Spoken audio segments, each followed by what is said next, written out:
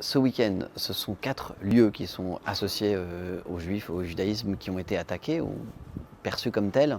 2 synagogues et le mémorial de la Shoah, même si c'est le mur des justes devant lequel on se trouve qui a été attaqué, et donc par définition des gens qui ne sont pas juifs mais qui ont sauvé des juifs pendant la Seconde Guerre mondiale. Et enfin, un restaurant perçu comme ayant des spécialités juives. Le symbole était très clair, les bâtiments avaient le mérite d'être proches les uns des autres, même s'il y a un 5e lieu qui a été attaqué, donc on ne sait pas encore si c'est la même attaque coordonnée dans le 20e arrondissement. Donc oui, évidemment, des institutions qui sont dans le quartier juif, qui sont elles-mêmes porteurs de symboles juifs, elles sont attaquées. Et si ce n'est pas des actes qui sont antisémites, c'est des actes qui singent en tout cas l'antisémitisme, un antisémitisme qui se manifeste dans les agressions, une explosion d'actes antisémites.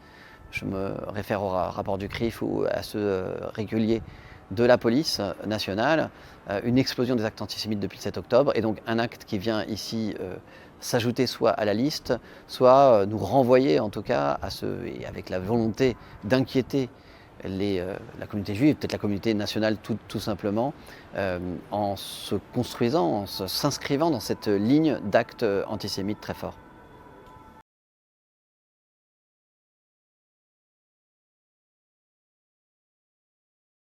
Alors c'est la 2e fois effectivement que le mur des Justes est vandalisé. Il y a sans doute eu d'autres fois, mais de manière très médiatique.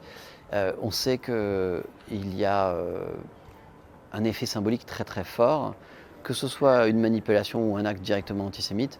Il y a vraiment la volonté d'attiser les haines, de mettre de l'huile sur le feu. On saura sans doute, grâce à la diligence de la police, s'il s'agit à nouveau d'un acte de manipulation d'origine étrangère de l'opinion, une volonté d'agiter l'opinion, mais elle intervient évidemment sur un terreau propice, puisque, encore une fois, les actes antisémites sont des faits indéniables, et que d'autre part, le débat fait rage.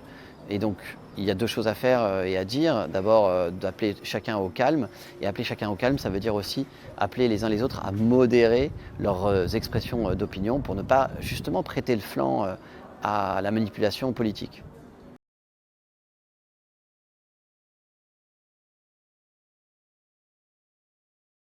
Alors, je suis très opposé au vandalisme de l'espace public, quelle que soit la cause qu'on agite, aussi justifiée puisse-t-elle être, quelle que soit véritablement la motivation.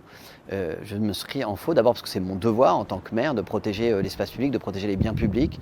Je porte systématiquement plainte. Ce sont les dégradations à répétition du monument de la République.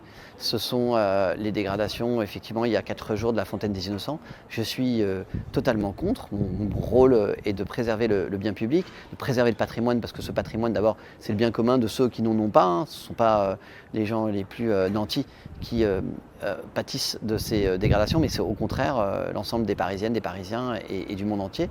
Mais pour une autre raison aussi, c'est parce que pour moi, elles s'inscrivent dans une dégradation du débat public, des termes du débat public, avec une expression qui est une violence symbolique. Et si, à nouveau, si 4 jours après la dégradation de la Fontaine des Innocents avec de la peinture rouge, on a eu droit à une dégradation de monuments juifs par de la peinture verte, quels que soient les auteurs de cette dégradation, il me semble évident qu'il y a un lien, que l'un nourrit l'autre.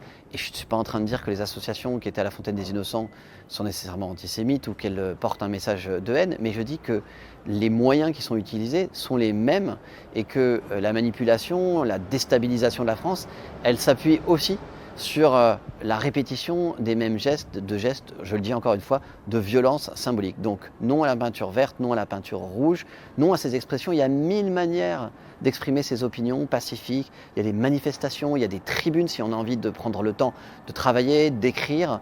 Il y a l'engagement aussi sur place. On peut aller sur les lieux des guerres, c'est un peu plus risqué bien sûr. Et il y a les dons à des associations qui, elles, le font. Mais la dégradation des biens publics, c'est jamais la bonne méthode. On le voit, c'est une violence symbolique. Les violences symboliques, elles finissent toujours par déboucher sur des violences réelles. Et ces violences réelles, en particulier antisémites, malheureusement, elles ont lieu depuis 2 ans, depuis le 7 octobre. Elles ont augmenté de manière vertigineuse.